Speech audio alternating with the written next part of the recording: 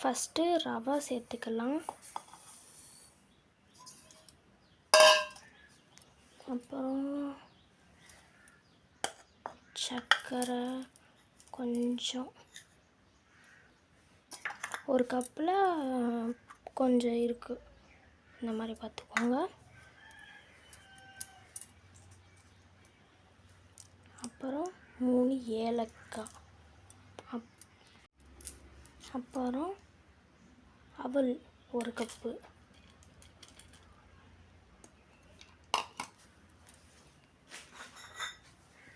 எல்லாத்தையும் இந்த இதில் தாங்க மெஷர் பண்ணேன். கரெக்டாக இந்த இதில் எல்லாமே ஒரே 1 கப்பு எடுத்து அளந்து மிக்சியில் அரைச்சி எடுத்து வந்துக்கோங்க. இப்போ ரொம்ப சர்க்கரை கூடிருச்சு, அதனால் அரை கப்பு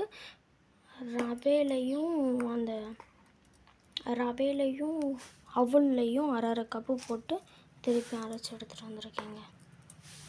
1/2 கப்பு அவல், 1/2 கப்பு ரவை, ஒரு 3/4 கப்பு நாட்டு சர்க்கரை சேர்த்துருக்கேன். அப்புறம் 3 ஏலக்காய் சேர்த்து மிக்சியில் அரைச்சி இந்த கன்சிஸ்டன்சிக்கு நல்லா இது பண்ணி வச்சுக்கோங்க.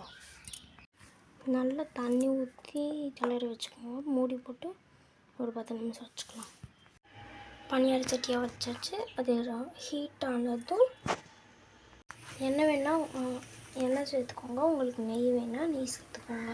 இந்த மாதிரி எண்ணெய் காஞ்சதும் அப்போ அந்த அவல் இதை வச்சு ஊற்றிடணும் அந்த பனியார சட்டியில்.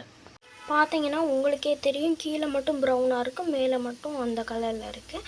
இப்போ திருப்பி போட்டுடலாம். பாருங்கள், இந்த மாதிரி இப்படி குத்துனீங்கன்னா அது வந்துடும். அப்படியே வச்சுக்கலாம்.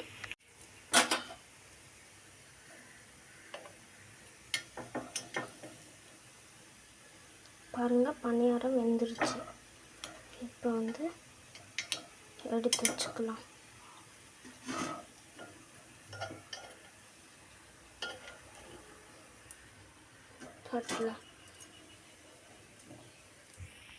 நாட்டு சர்க்கரை கொஞ்சம் தண்ணி ஊற்றி ஒரு கம்பி பழம் வர வரைக்கும் எடுத்துக்கோங்க.